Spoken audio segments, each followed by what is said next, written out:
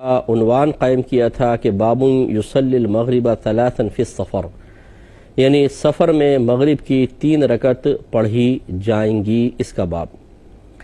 1091 number حدیث پاک تھی۔ حضرت عبداللہ بن عمر رضی اللہ تعالی عنہما بیان کرتے ہیں کہ میں نے رسول اللہ صلی اللہ علیہ وسلم کو دیکھا، جب آپ کو سفر میں جلدی روانہ ہونا ہوتا تو آپ مغرب کو مؤخر کر دیتے، یعنی ویسے تو مغرب کا وقت شروع و فوراً پڑھی جاتی ہے، لیکن کہتے ہیں جب سرکار کو کہیں سفر پہ جانا ہوتا تو مغرب کو مؤخر کرتے، آگے تک لے جاتے، دیر سے یعنی عطا کرتے، حتیٰ کہ مغرب اور عشاء کو جمع کر کے پڑھتے۔ سالم کہتے ہیں جنہوں نے ان سے روایت کی ہے کہ حضرت عبداللہ رضی اللہ تعالی عنہ کو جب سفر میں جلدی روانہ ہونا ہوتا تو وہ بھی ایسا ہی کرتے۔ تو یہ امام شافعی رحمۃ اللہ علیہ کی دلیل ہے، اور اکثر آپ دیکھیں گے کہ یہاں پہ جو عرب کنٹریز میں ایسے ہی ہے، کسی کو جانا ہو کہیں سفر پہ وہ مغرب پڑھیں گے، ساتھ ہی عشاء کی نماز بھی پڑھ لیں گے مغرب کے وقت میں، اور سفر پہ روانہ ہو جائیں گے۔ یہ طریقہ فقہ حنفی کی روشنی میں بالکل غلط طریقہ ہے، اور ہم یہ کہتے ہیں کہ اس طرح کی جو حدیث پاک ہیں اس میں یوں نہیں ہوا تھا کہ نبی کریم صلی اللہ علیہ وسلم نے ایک وقت میں 2 نمازیں جمع کی، وہ صرف مزدلفہ میں ہوا ہے کہ جب سرکار صلی اللہ علیہ وسلم نے عشاء کے وقت میں مغرب کی نماز کو ادا فرمایا اور ادا کی نیت سے ادا فرمایا۔ اور اب بھی حاجی ایسے ہی کرتے ہیں کہ جب آپ میدان عرفات سے مزدلفہ کی طرف چلتے ہیں، غروب آفتاب کے بعد وقوف عرفہ ختم کر کے آپ چلتے ہیں مزدلفہ کی طرف، تو راستے میں نہ وہاں نماز پڑھتے ہیں نہ راستے میں، بلکہ جب مزدلفہ میں پہنچتے ہیں عشاء کا وقت شروع ہو چکا ہوتا ہے تو پھر پہلے مغرب پڑھتے ہیں پھر عشاء پڑھتے ہیں عشاء کے وقت میں۔ لیکن اس کے علاوہ جو عام دنوں کے بارے میں حدیثیں جیسی یہ جمع کی گئی ہیں، اس میں جہاں یہ ذکر کیا گیا کہ مغرب عشاء کو ملا کے پڑھتے ہیں، ہم یہ کہتے ہیں کہ اس میں مغرب کے وقت میں پڑھی گئی اور عشاء کے وقت میں پڑھی گئی۔ تو یہاں پر جو بظاہر 2 نمازوں کو جمع کرنا ہے، ہم کہتے ہیں جمع حقیقی نہیں ہے، جمع سوری ہے۔ جمع حقیقی کا مطلب تو یہ ہے کہ 2 نمازوں کو ایک وقت میں جمع کر دینا، اس طرح کہ پہلی کا وقت نکال کر اس کو دوسری کے وقت میں ادا کرنا، اس کے ساتھ ملا لینا،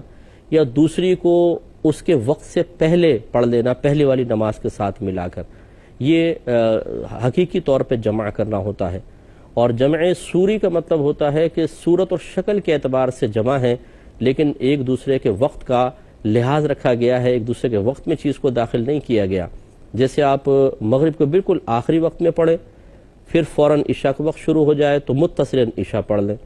اس میں مغرب کے وقت میں ہے، عشاء کے وقت میں ہے، لیکن چونکہ یہ بالکل آخری وقت میں اور یہ بالکل اول وقت میں پڑھی گئی تو بظاہر دونوں ملی ہوئی ہیں، اسے کہتے ہیں جمع سوری۔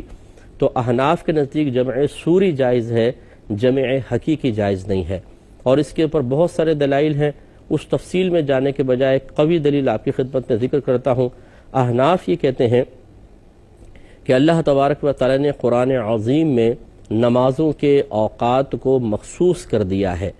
اسی وقت کے اندر ان نمازوں کو ادا کیا جائے۔ چنانچہ سورہ بقرہ آیت نمبر 238 میں ہے حافظوا علی الصلوات، اللہ تعالیٰ فرماتا ہے کہ تمام نمازوں کی حفاظت کرو،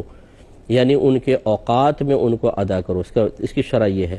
نیز اللہ تعالیٰ نے فرمایا کہ ان الصلاۃ کانت علی المؤمنین کتابا موقوتا،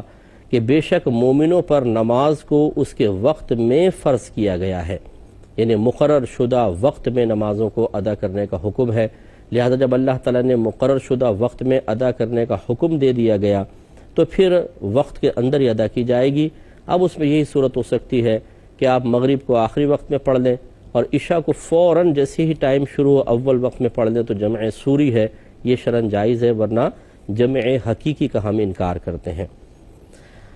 اگلی حدیث کی طرف آتے ہیں۔ 1092 نمبر حدیث پاک ہے۔ حضرت سالم رضی اللہ تعالیٰ عنہ بیان کرتے ہیں کہ حضرت ابن عمر رضی اللہ تعالیٰ عنہما نے مغرب اور عشاء کو مزدلفہ میں جمع کر کے پڑھا ہے۔ آپ اسی طرح کہتے ہیں پڑھا کرتے تھے۔ سالم کہتے ہیں کہ حضرت ابن عمر رضی اللہ تعالیٰ عنہما نے مغرب کی نماز کو مؤخر کر دیا، ان کو آگے کر دیا تھا۔ انہیں ان کی بیوی صفیہ بنت عبید کی موت کی خبر دی گئی تھی، وہ ان کی تعزیت کے لیے جا رہے تھے۔ میں نے ان سے کہا کہ نماز پڑھیے، انہوں نے کہا چلتے رہو۔ میں نے ان سے کہا نماز پڑھیے، انہوں نے کہا چلتے رہو۔ میں نے ان سے کہا نماز پڑھیے، انہوں نے کہا چلتے رہو،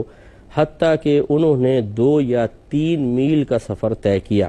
پھر سواری سے اترے،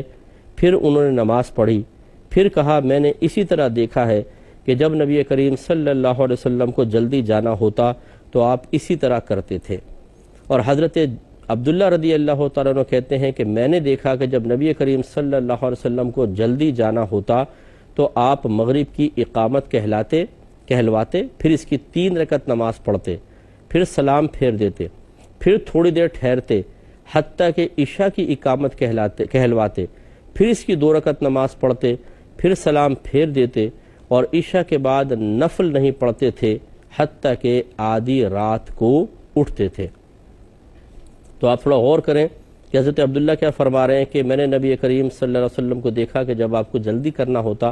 تو آپ مغرب کی اقامت کہلواتے، اس کی 3 رکعت پڑھتے۔ اس کا مطلب یہ ہوا کہ سفر کے دوران بھی آپ 3 رکعت ہی نماز ادا کیا کرتے تھے، پھر آپ سلام پھیر دیتے، پھر تھوڑی دیر ٹھہرتے، حتیٰ کہ عشاء کی اقامت کہلواتے۔ یہ تھوڑی دیر ٹھہرنا عشاء کے وقت کے دخول کے لیے ہے۔ پھر آپ اس کی اقامت کہلواتے، پھر اس کی 2 رکعت نماز پڑھتے، اور پھر سلام پھیر دیتے، اور عشاء کے بعد نفل نہیں پڑھتے تھے۔ تو دوران سفر آپ کے نفل کا ترک بھی ثابت ہے، حتیٰ کہ آدھی رات کو پھر آپ اٹھتے اور اس وقت پھر آپ تہجد وغیرہ پڑھا کرتے تھے۔ تو اس سے معلوم ہوا کہ احناف کے نزدیک حکم یہی ہے کہ یہ جمع سوری تھی، جمع حقیقی نہیں۔